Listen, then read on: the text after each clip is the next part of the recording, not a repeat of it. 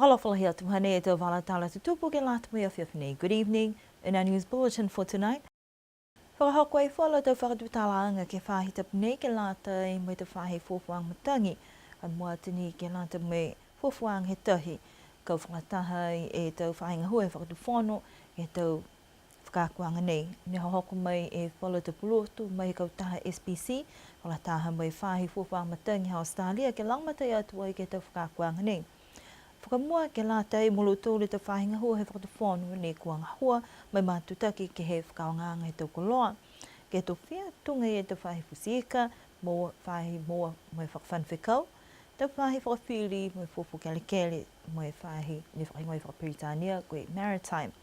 Whakatutala mai taha he tau tangatanga hua ke he mahuinga he halo tōle te whakakuanga ke whahi tapanei. Me kia o ke whangatō whakawanga nea, halo tōle ke tonga hoa takawhanga, nā rini ki tōnga hoa takawhanga me kia o ke whakapura atu ki halo tōle kua whaihuhu ke hua e ki lata me tō ngā hoa pēni.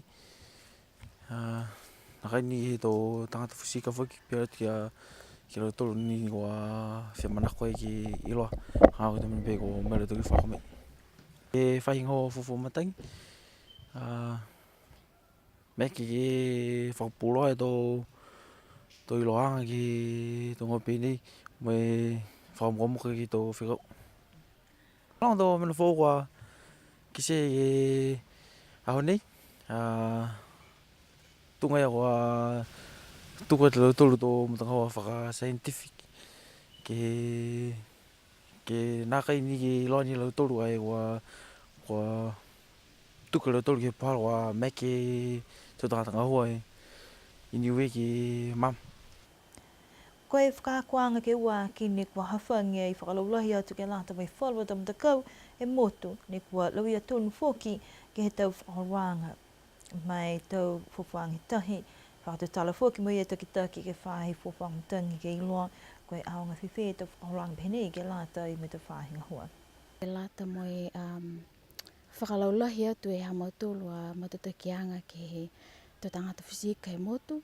Pese ni kua nā kai maeke ke uina whakalaulahi ke alautoro kai haha iai whalu ne kua maeke ke hukui pia whuki ni ke he Village Council taki maanga moe ke maua e lautoro pulotu moe lot matala ke te pohala ke whakaonga i tō tide calendars tunga ne wha maua e tō toro moe moa laulahi whuki pulotu koe he ngoa e ke he tides ka ha mo tō waves, tō whamanpi hia ke lata mo e whakakuanga nei si whiawhia lahi au.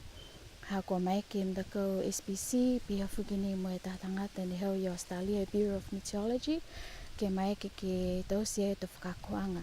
Whakalaulahi ke lata mo e mamanga e hau tō tōla tō tangata. Koe mana koe ke maua e mamanga laulahi ke te pohala, ko maua e tau matanumela, mai whakaonga whewhe, tau talahawanga ia ke lata mo e tau whawhanga ke tahi. Whia lahi au, ha koe whakamua nei, ha mauturu nei, ono ni ke he tau walatahi.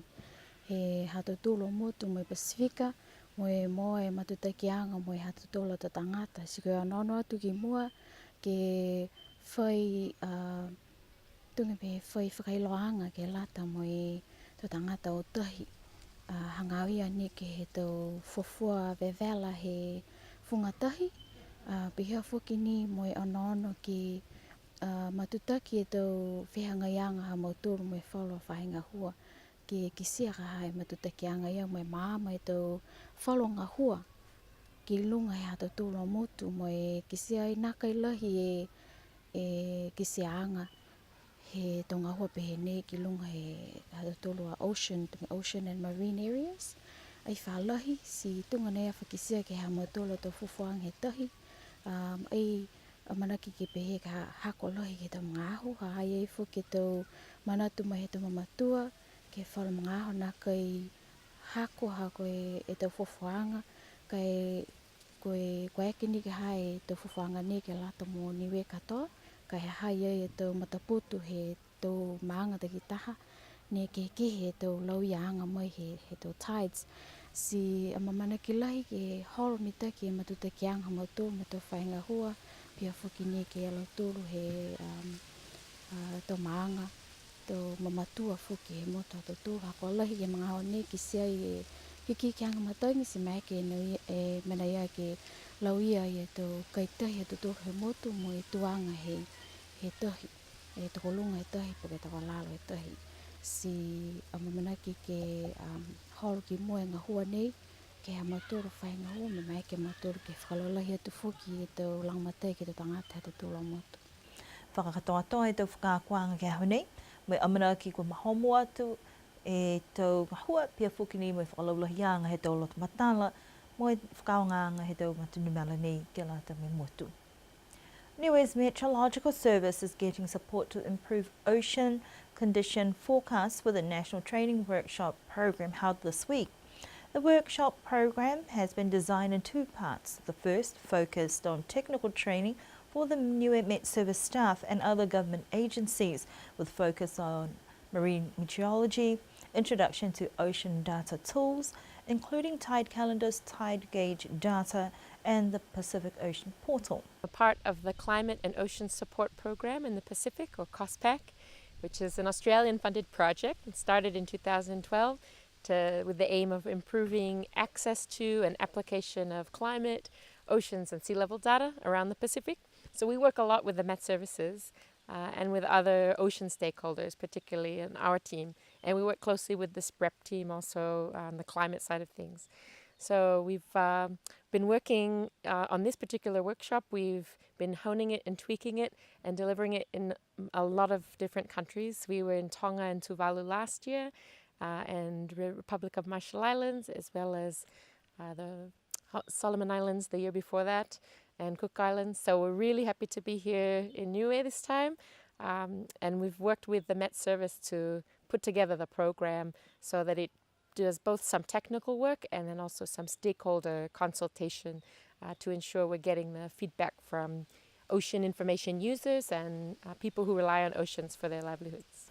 The final 2 days of training held at the USB Centre at Pagliassi was focused on providing training for other stakeholders. The aim of the training was to improve public understanding of critical ocean information and also increase policy and plan makers' capacity to make better decisions in relation to oceans and tides.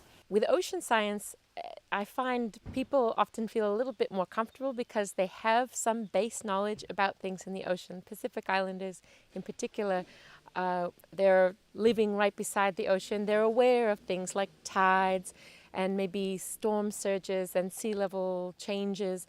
Maybe they don't have the technical words for it, but they have that traditional knowledge. And so sometimes when we have these stakeholder consultations, we're able to better understand each other. The scientific side can better understand what's happening at the community traditional level, and then hopefully the traditional level, they can even see that some of their traditional knowledge, they have their local words, but there's also Western scientific words for the same phenomena. It's not really that complicated or difficult to understand in that way. The training is aimed at building the capacity to understand processes, ocean science, to make better decisions at a policy level. There is some very technical work that the Met Service and some specialized practitioners need to be able to do so that they can better monitor and forecast and predict ocean conditions and seasons and even just days ahead.